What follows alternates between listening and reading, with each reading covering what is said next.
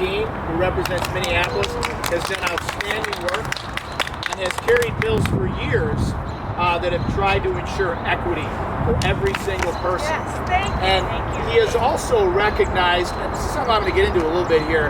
You know, I grew up in Brooklyn Park, and I grew up really liking kind of the Norman Rockwell view of the world, right? Those paintings, it's wholesome. Everybody likes each other. Everybody helps each other out. It's neighborly. It's small town.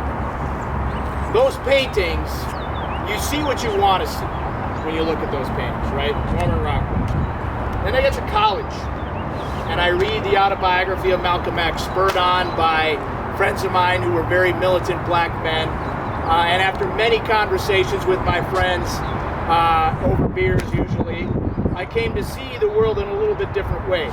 Those Norman Rockwell paintings didn't look the same to me that they did when I was a young man growing up in the suburbs. This Capitol building has paintings all over that shows images of the world in Minnesota the way that those founders wanted it to be.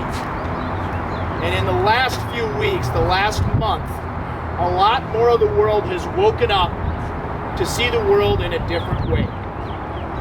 And the senseless and brutal murder of George Floyd has showed a lot of people in Minnesota, in the United States, and across the world that maybe the world does not look like those Norman Rockwell paintings that they wanted it to be.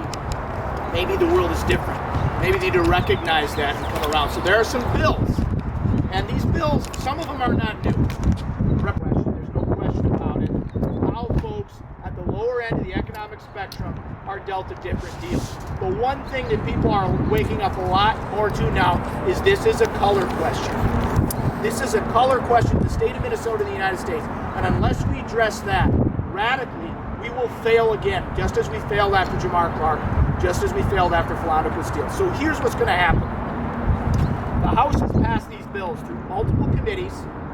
They're going to be going to the House floor for a vote. I can't tell you the day, but it will be before Friday. And the Senate Republicans, how they're serious, based on how we've crafted this legislation, based on who's leading it with the Posse Caucus in the House.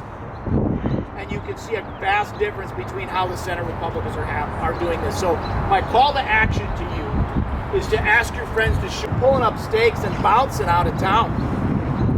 That's why it has to happen on Thursday, because there will be media here on Thursday between noon and 1, and you will see it on the 6 o'clock news on Thursday night when Senate Republicans are making their decision, and it'll be in the newspapers on Friday morning when Senate Republicans are making their decision.